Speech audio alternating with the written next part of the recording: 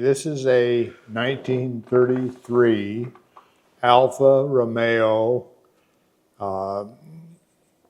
8C, meaning 8 cylinders, 2300, which is the square footage of the motor. It's relatively small motor, but it would push the car to 120 miles an hour. Wow. In 1933.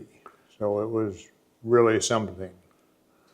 The car was made in Italy. Okay. It raced in European theater during those 31, 32, 33, 34.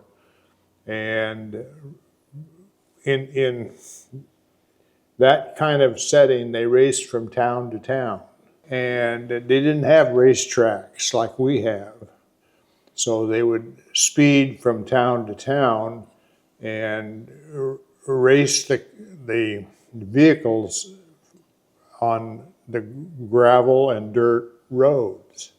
So the racing was really something in terms of beginning the whole idea of the Grand Prix racing. So how were the roads regulated as far as keeping other traffic off, or was that even a problem, do you think? It wasn't so much a problem because they were advertised that we're going to have a road race on such and such a day. Okay.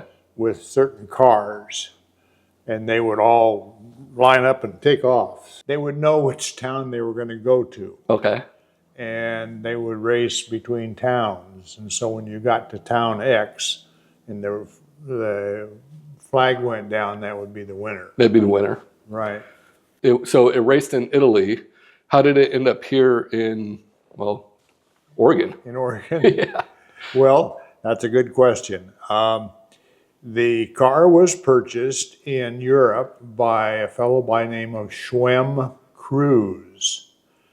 And Cruz was from Argentina. And he was in Italy, and he was a multimillionaire playboy type guy. And he bought the car in Europe because it was red, made by Italians. And he raced it a couple of times in Europe and then exported it to Argentina. In Argentina, he raced it again and won several races and several that he placed in or whatever. And the car fell into disrepair after the first 10 years. And so a 10-year-old race car wasn't worth much.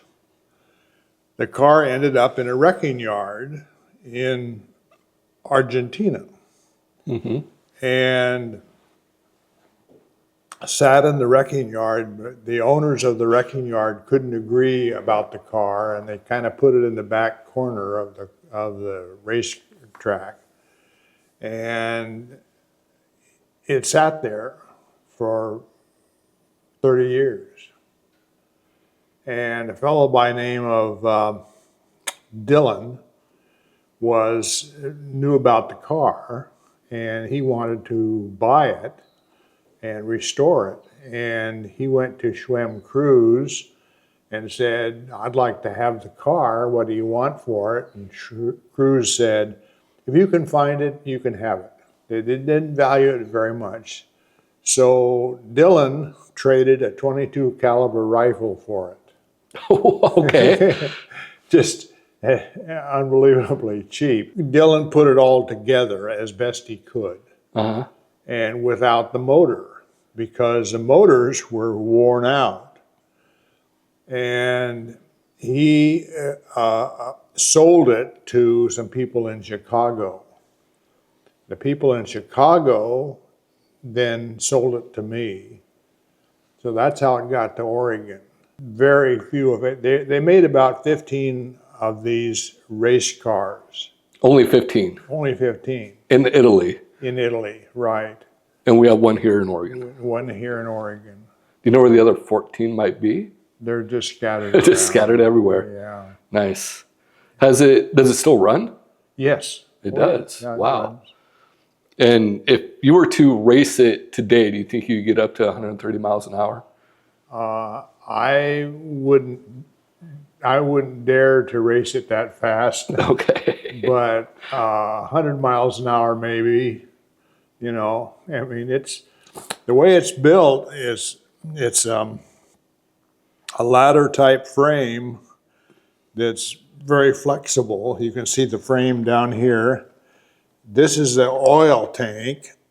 It's underneath the motor, and the oil tank is at the same level as the motor, the bottom of the motor. It couldn't be lower than, because you'd crash over obstruction. You'd hit a little bump and Hit a it'd bump bottom out. and- Okay.